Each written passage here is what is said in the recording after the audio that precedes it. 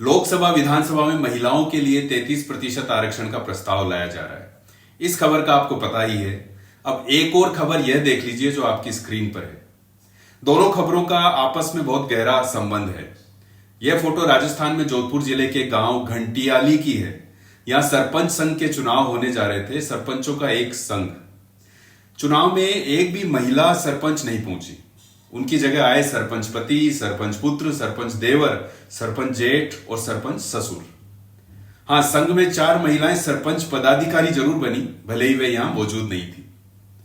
पंचायत चुनाव में 50% आरक्षण महिलाओं के लिए है। महिलाओं को आगे लाने की हर कोशिश एक तरफ और हमारी पितृसत्तात्मक व्यवस्था महिलाओं को डोमिनेट करने, पर्दे के पीछे रखने की मानसिकता दूसरी तरफ।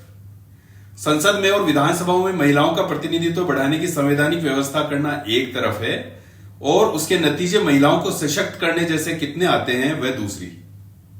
अगर महिलाओं के लिए अतिरिक्त सीटों की व्यवस्था की गई तो ठीक, लेकिन वर्तमान सीटों पर ही आरक्षण लागू हुआ तो जो नेता इस बिल का बाहें फैलाकर स्वागत कर रहे हैं वही अपना हक छीनता देख खुद फेल जाएंगे। याद रखिएगा मेरी बात। अतिरिक्त सीटें भी हुई तो पुरुष सांसदों, विधायकों को लगेगा कि काश ये सीटें भी ओपन होती, सबके लिए होती। अब मजबूरी में महिला सीट हो गई तो भी सारे काबिज प्रतिनिधि अपनी पत्नी, बेटी, मां का चेहरा सामने रखेंगे और चलाएंगे अपनी। विधायक ऑफिस, सांसद कार्यालय में बैठकर इस पद के फायदे लेने की सारी जुगत, सारा गणित, सब तरह के जोड़ तोड़ वही करेंगे, तय बात है। हमने ऐसी कई विधायक, सांसद, यहां तक कि मुख्यमंत्री तक देखी हैं जो अपने पति या अन्य परिवारजन के पद से हटने या चुनाव न लड़ पाने की स्थिति में काबिज की गई और उन्हें कठपुतली की तरह संचालित किया गया। शब्द बुरे लगते हैं लेकिन सच यही है। पुरुषवादी मानसिकता का कुछ नहीं हो सकता। समय बदला है, शिक्षा, जागरूकता, बराबरी के प्रयास बढ़े हैं। महिलाएं कहीं अधिक सचेत हैं अपने हक के लिए। वे पूरी कोशिश करेंगी कि संसद और विधानसभा तक उनके लिए खुले नए रास्ते पर चलकर मंजिल खुद ही पाएं। लेकिन पुरुष प्रतिनिधि और उससे भी महत्वपूर्ण उन पार्टियों का माइंडसेट क्या रहेगा, यह देखने की चीज होगी।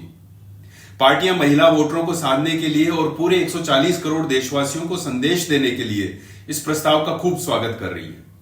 इतना ही नहीं, इस बिल को अपनी अपनी पहल भी बताई जा रही है। लेकिन देखना यह होगा कि महिलाओं को पूरा प्रतिनिधित्व, स्वतंत्र प्रतिनिधित्व कितना दे पाती हैं।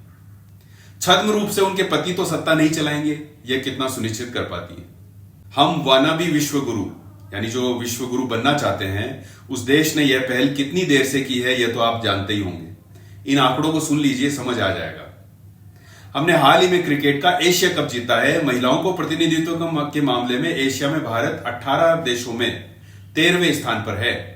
पाकिस्तान 106, बांग्लादेश 98 यानी कि 98 और नेपाल 43वें स्थान पर है। हम उनसे भी पीछे हैं। वैश्विक रैंकिंग में वर्ष 2014 के 117वें स्थान से गिरकर भारत जनवरी 2020 तक 143वें स्थान पर आ गया था।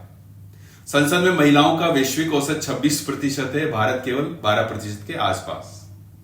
लोकसभा में महिलाएं केवल 78 सीटों पर हैं, जो कि मात्र 14% है। राज्यसभा में 29 यानी 12%। विधानसभाओं में महिला सदस्यों यानी विधायकों के लिए स्थिति और भी खराब है। राष्ट्रीय औसत 9% ही है। यह आप जानते ही हैं कि 25 साल से लटका हुआ है 33% आरक्षण का यह बिल। आजादी के पिछले 75 वर्षों में लोकसभा में महिलाओं का प्रतिनिधित्व 10% तक भी नहीं बढ़ा है। हाल ही में न्यूजीलैंड में संसद में महिलाओं का प्रतिनिधित्व 50% का आंकड़ा पार कर गया है। ऐसे आधा दर्जन देश हैं: क्यूबा, मैक्सिको, निकारागुआ, रवांडा और संयुक्त राज्य अमीरात। रवांडा में निचले सदन में 60% संसदीय सीटें महिलाओं के पास हैं। बताइए हम कहां हैं। यूं महिलाओं को प्रतिनिधित्व देने के मामले में पूरी दुनिया ही बड़ी पारंपरिक सोच से बंधी है। अंतर संसदीय संघ यानी कि इंटर पार्लियामेंट यूनियन के अनुसार इसी वर्ष ऐसा पहली बार हुआ है कि विश्व के सभी देशों में महिला सांसदों का प्रतिनिधित्व हो गया है और एक भी संसद ऐसी नहीं है जहां केवल पुरुष सांसद हैं।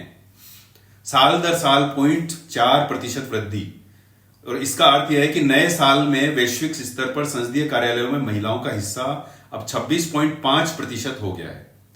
प्रगति की इसी रफ्तार के साथ संसदों में लैंगिक समता हासिल करने में कितने साल लगेंगे? करीब 80 वर्ष। हमने महिला आरक्षण बिल पास भी कर लिया तो चुनौती क्या रहेगी? पुरुषों को यह सब रास थोड़ी आएगा। कई राजनेताओं को भय है कि महिला आरक्षण लागू किए जाने पर उनकी सीटें बारी बारी से महिला उम्मीदवारों के लिए आरक्षित की जा सकती हैं, जिससे स्वयं अपनी सीटों से चुनाव लड़ सकने का अवसर वे गंवा सकते हैं। राजनीतिक दलों का माहौल भी महिलाओं के अनुकूल नहीं है।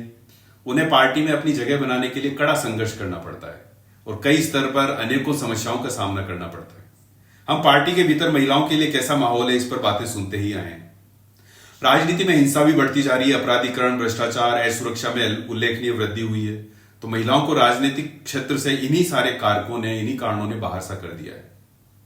इसके बावजूद जैसा कि अमेरिका में राष्ट्रपति पद का चुनाव लड़ चुकी हिलेरी क्लिंटन का कहना है, जब तक महिलाओं की आवाज नहीं सुनी जाएगी तब तक सच्चा लोकतंत्र नहीं आ सकता। जब तक महिलाओं को अवसर नहीं दिया जाता तब तक सच्चा लोकतंत्र हो ही नहीं सकता। महिला आरक्षण सही दिशा में उठाया गया कदम है। महिलाओं के मुद्दे ज्यादा गंभीरता से सुने जाएंगे, सदन में ओवरऑल भी गंभीरता बढ़ेगी, ऐसी उम्मीद इस फैसले से आएगी, यह आशा है। पुरुष आगे नहीं ही आने देंगे, लेकिन महिलाओं पर है कि वे हर हाल में आगे आए ही, बिना किसी सहारे के।